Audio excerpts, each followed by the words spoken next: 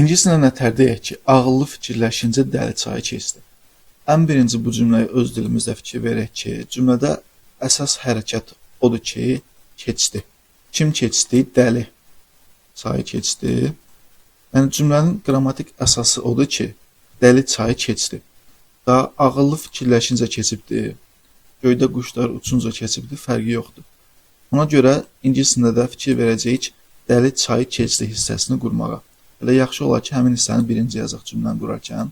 Dəli sözünü ifadə etmək üçün deyəcəm ki, the fool. The fool demirsiniz, nə bilim, the crazy person deyim. The fool keçdi çayı. The fool crossed the river. Dəli çayı keçdi. Nə zaman keçdi? Ağıllı fikirləşincə. Yəni, while o zaman ki, the wise man was thinking. The wise man, ağıllı adam, was thinking, fikirləşirdi, while ki, nə zaman ki.